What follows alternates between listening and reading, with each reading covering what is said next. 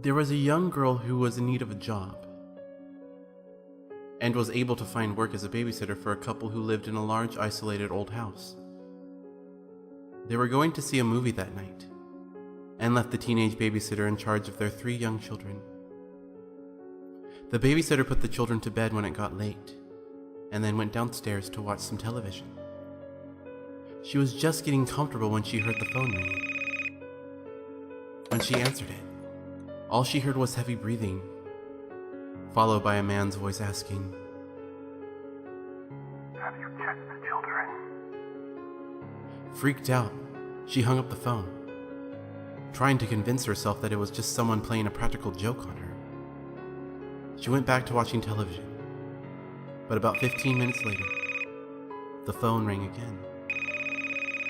She picked up the receiver and heard hysterical laughter from the other end of the line. Then the same voice asked, "Why haven't you checked the children?" The babysitter slammed down the phone. The poor girl was frightened out of her wits and immediately called the police.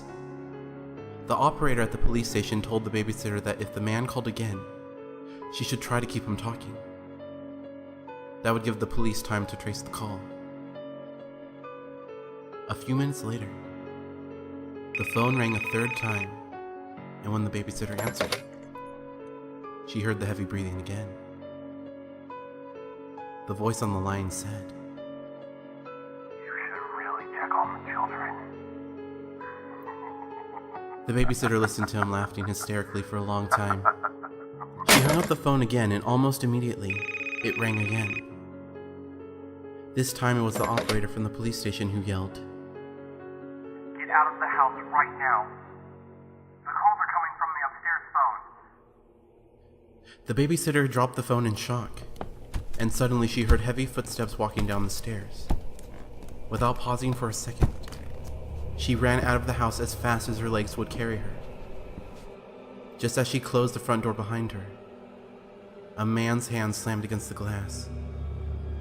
She screamed and ran out into the street just as the police car was pulling up outside. The police searched the house and found the 2 children upstairs, hiding in a closet, crying uncontrollably. In the parents' bedroom, they found a bloody axe lying on the floor next to the upstairs phone. The back window was wide open, and the curtains were blowing in the breeze. There was no sign of the madman who had made the phone calls.